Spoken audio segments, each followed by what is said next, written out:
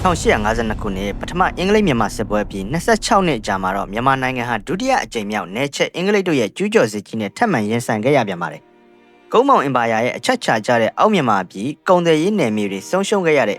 ဒီဒုတိယအင်္ဂလိပ်မြန်မာစစ်ပွဲဟာဘာကြောင့်ဖြစ်ပွားခဲ့ရတာလဲအဓိကအကြောင်းရင်းကြီး၄ချက်ရှိပါတယ်။ပထမချက်ကတော့အင်္ဂလိပ်တို့ရဲ့နယ်မြေချဲ့ထွင်လိုမှုပါ။ပထမစစ်ပွဲမှာရခိုင်နဲ့တနင်္လာရီကိုသိမ်းပိုက်ထားတဲ့အင်္ဂလိပ်တို့ဟာသူတို့ပိုင်တဲ့နှစ်ခုကြားကလွတ်နေတဲ့အောက်မြန်မာပြည်ကပဲခူးနဲ့အေယာဝတီကိုပါသိမ်းပိုက်ပြီးသူတို့ရဲ့နယ်မြေတွေကိုတစ်ဆက်တည်းဖြစ်အောင်လှုပ်ချင်နေကြတာပါဒါမှလည်းအိန္ဒိယကနေစင်ကာပူအထိသူတို့ရဲ့အန်နဝါကုန်သွယ်ရေးလမ်းကြောင်းကြီးကိုအပြည့်အဝစိုးမိုးနိုင်မှာဖြစ်ပါတယ်ဒုတိယအချက်ကတော့စီးပွားရေးအရာအမျက်ထုတ်လိုမှုနဲ့ကျွမ်းသစ်မှန်မောမှုပဲဖြစ်ပါတယ်အင်္ဂလိပ်တစ်ကုန်သည်တွေဟာမြန်မာနိုင်ငံအောက်ပိုင်းကကမ္ဘာကျော်အရေးသွေးမြစ်ကျွန်းသစ်တွေကိုစိတ်ကြိုက်ခုတ်ယူပြီးစီးပွားရှာကျင်ခဲ့ကြပါတယ်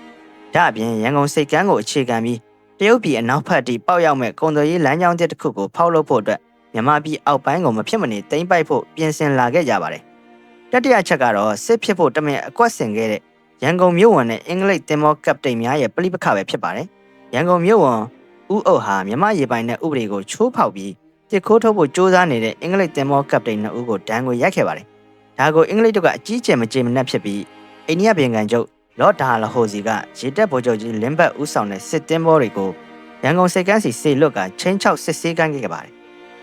နောက်ဆုံးစတုထအချက်ကတော့စင်မီမွေးလိုက်တဲ့အင်္ဂလိပ်တို့ရဲ့မောက်မာလာတဲ့ရာဇသံနဲ့ကျူးကျော်မှုပါရေတပ်ဗိုလ်ချုပ်လင်းဘတ်ဟာရန်ကုန်ရောက်လာတဲ့အခါမြန်မာဘရင်ပိုင်းရေနန်းရင်သာတင်မောကိုအရမသိမ်းပိုက်လိုက်ပါတယ်ဒါကိုမြန်မာကမ်းဆောင်တပ်တွေကပြန်လည်ခုခံတိုက်ခိုက်ခဲ့ရာကနေနှစ်ဖက်ပစ်ခတ်မှုတွေစတင်ခဲ့ပါတယ်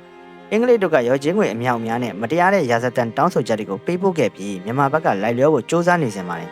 စောင့်စမ်းခြင်းမရှိပဲ1852ခုနှစ်ဧပြီလမှာရန်ကုန်မုတ်တမနဲ့ပသိမ်တို့ကိုအင်အားသုံးပြီးတပြိုင်နက်တည်းစတင်ကျူးကျော်တိုက်ခိုက်ခဲ့ပါတော့တယ်